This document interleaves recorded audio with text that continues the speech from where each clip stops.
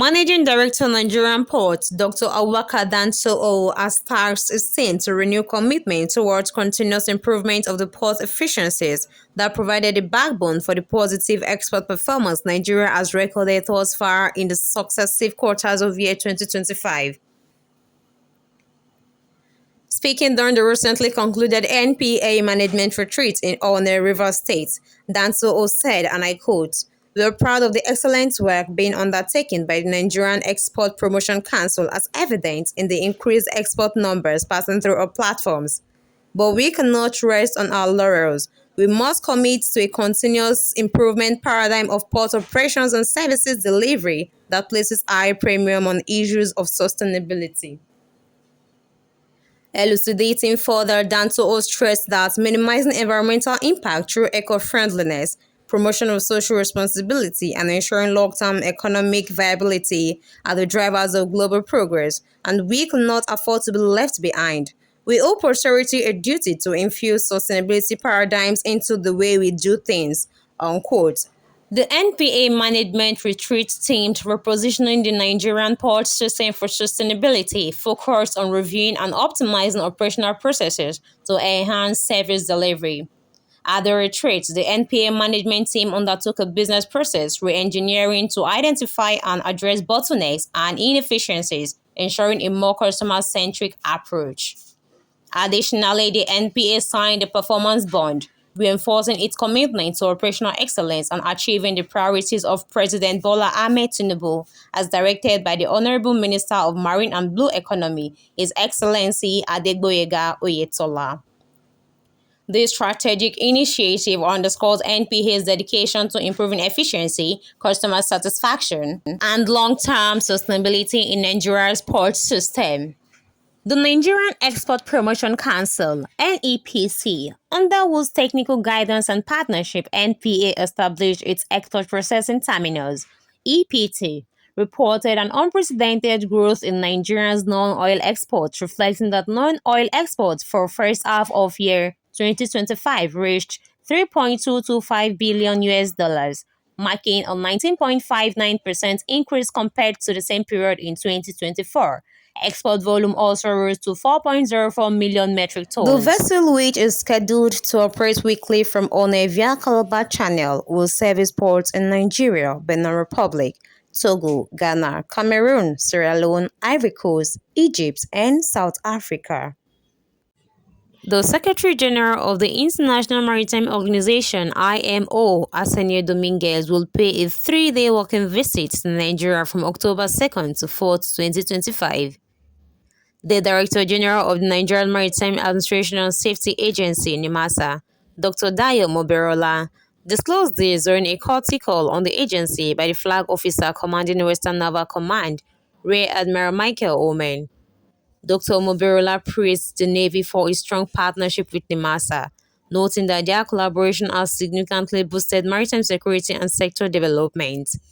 He revealed that during the visit, the IMO chief will tour Nigerian Navy facilities and NIMASA installations in Lagos, highlighting Nigeria's growing role in safeguarding the Gulf of Guinea.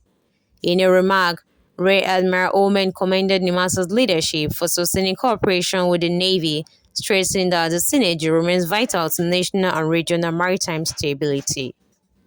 Meanwhile, the management of Nigerian Maritime Administration and Safety Agency (NIMASA) recently rounded off a strategic retreat aimed at cascading the presidential and ministerial priorities for the maritime and blue economy sector across all levels of the agency.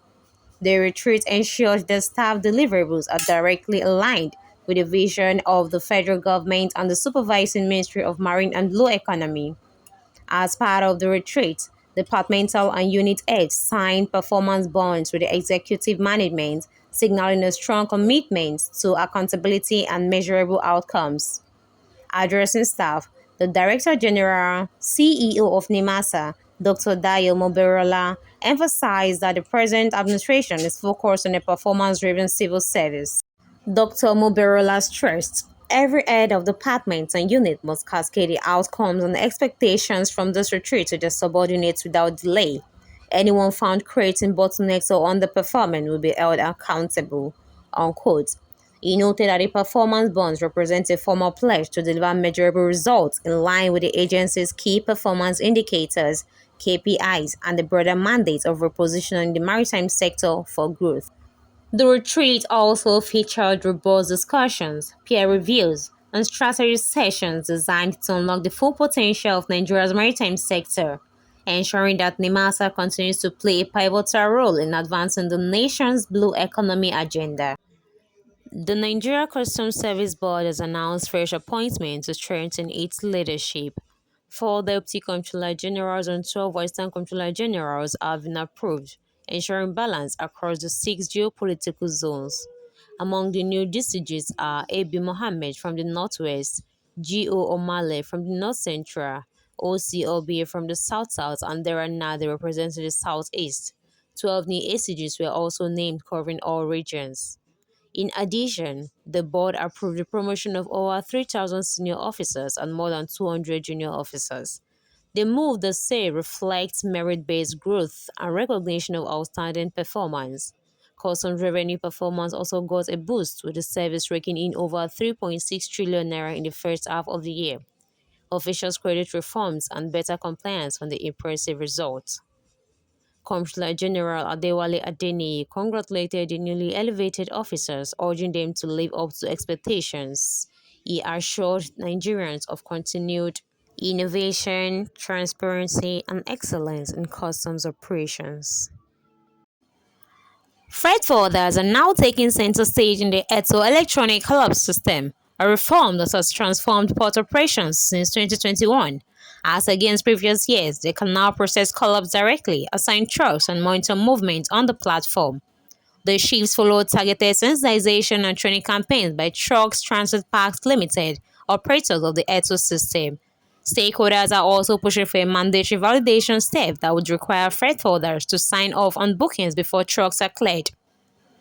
Even bigger changes are on the horizon, with plans to deploy electronic tags and RFID technology, tools that will make real-time tracking possible, reduce revenue leakages, and bring Nigeria closer to global logistics standards. At the helm of these reforms is NPA Managing Director Dr. Obaka Danso, whose technology-driven leadership has won industry confidence. Rahane to Abu of Nagaf Cargo Watch.